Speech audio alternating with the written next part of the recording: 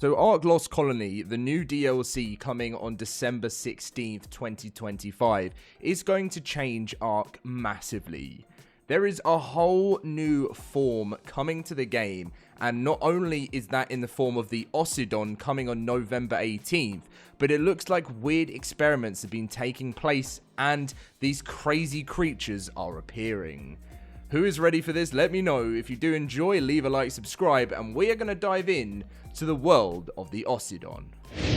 So, something we've never really seen before. Normally it's in the form of a dossier, but we have been given the Osidon data.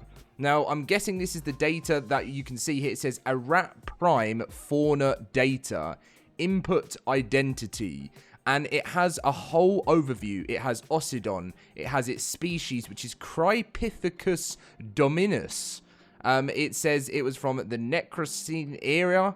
It's a carnivore, and it is relentless. And this is a little bit of an overview.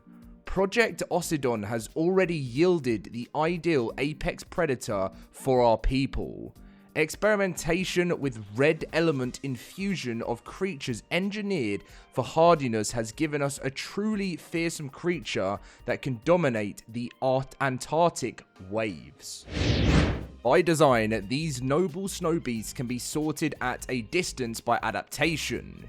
Each specimen expresses its most useful genomic trait. The healthiest Osidon might display a magnificent crest, while the deadliest will flash the longest teeth. Applications.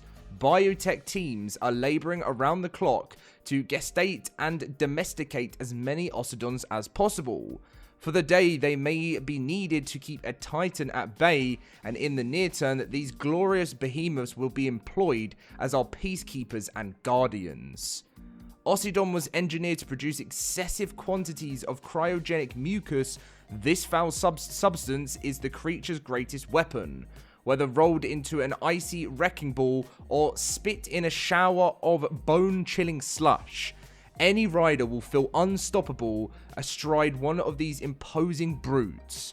Our mounted forces will soon become as integral to the defense of this outpost as our shielding.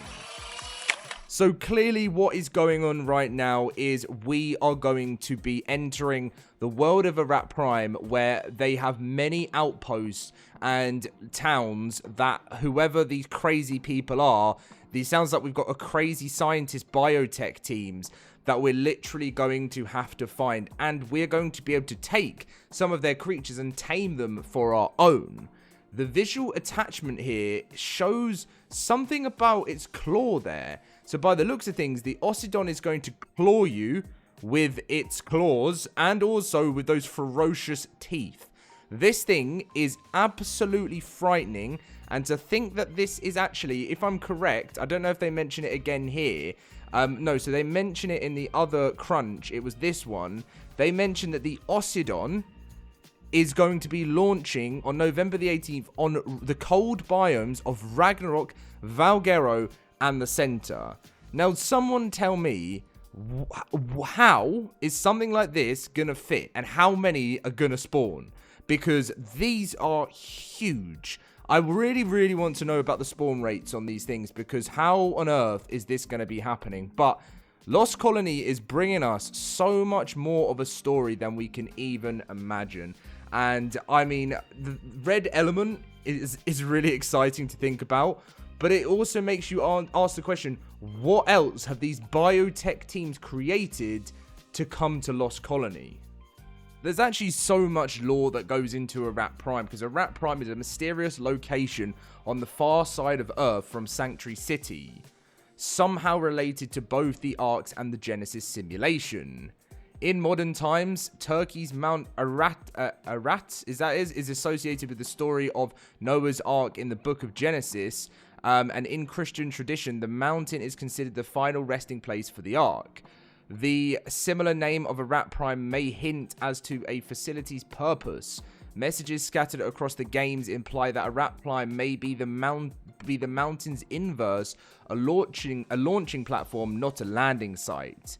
To date, most information concerning Arat Prime comes from encrypted messages across the sanctuary, readable wearing a tech helmet. Now, What we know is pretty much that's where the launch ship goes off to Genesis. They say exactly what might have been launched from Arat Prime is still speculation. Notably, the final cutscene of Genesis Part 1 reveals that the Genesis simulation is located on a colony ship traveling through space. This might reveal that Arat Prime might not have just been used to launch the colony ship, but it may also be used to beam/transfer people's minds/consciousness to the Genesis simulation on board the colony ship, or to a sleeping clone body on the ship. As another possibility, people get sent to the colony ship via Arat Prime, might get a new body/vessel fabricated for them. Going by that, all of this is true. What we see at the start of Genesis Part 1 announcement trailer may be Arat Prime. But even though this probably hasn't been updated for we know that Lost Colony is going to be is going to be on Arat Prime, and afterwards that leads to Genesis Part 1. So the ship that then takes off is the ship that takes you into the Genesis simulation pretty much, and that's what we see with Genesis Part 2 when we're on the actual ship.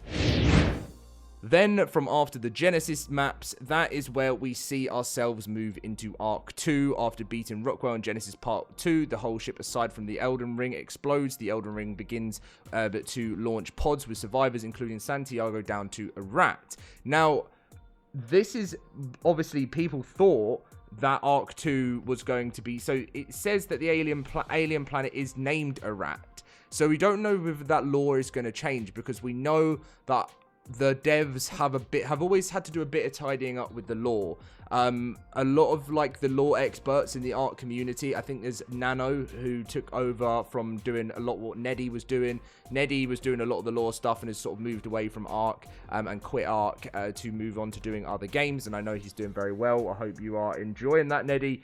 But Nano has sort of taken that crown, I guess, and actually found out that Wildcard have kind of missed a few bits in the lore.